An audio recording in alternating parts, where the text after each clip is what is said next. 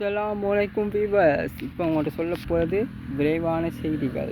இந்த விரிவான செய்திகளை நாங்கள் இவ்வளோ நாள் பார்த்த இந்த விஷயங்களை தான் நான் இப்போ உங்களுக்கு சுருக்கமாக சொல்ல போகிறேன்.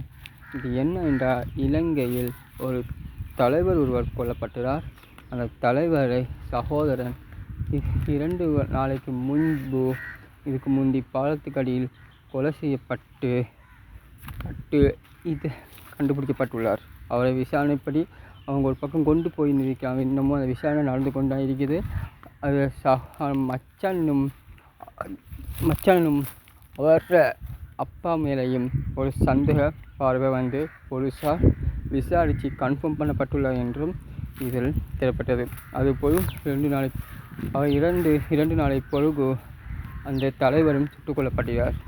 அதில் அந்த விசாரணையில் சந்தேக பேரில் அவரில் தந்தையாரையும் மச்சானரையும் அவர்கள் வலை வீசி தேடிக்கொண்டு வருகிறார் போலீஸார்கள்.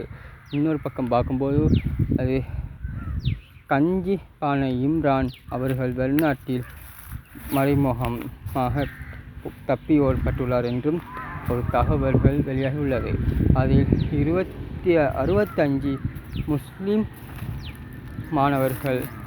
முஸ்லிம் இளைஞர்கள் போலீஸ் ஸ்டேஷனில் விசாரணை இல்லாமல் தடுக்கப்பட்டுள்ள என்றும் ஒரு நியூஸ் கசிங்கிறது. இருக்கும் மேற்கொண்ட விசாரணைகள் இன்னும் வெளியாகவில்லை.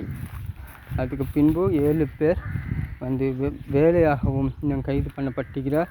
அது கோட்டாபே சம்பந்தப்பட்ட ஒரு நவலாக இந்த தலைவர் இருக்கிறனால் அந்த கோட்டாபே சங்கத்துக்கு மேலேயும் ஒரு சந்தேக புள்ளி இருக்கிறது.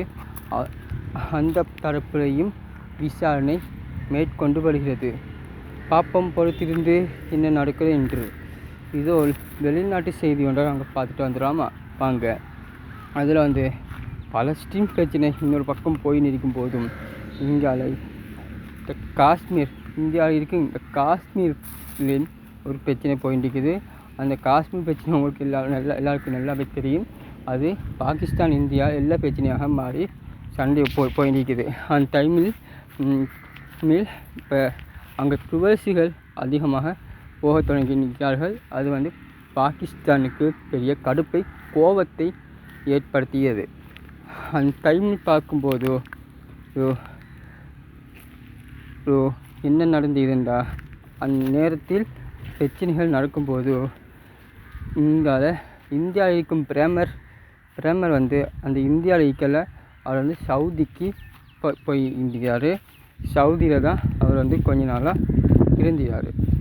அப்படி சவுதியில் அவர் இருக்கும்போது தான் இந்த பிரச்சனைகளும் நடந்துக்குது. அது என்ன பிரச்சனை என்று மேற்கொண்டு பார்க்கலாம் வாங்க.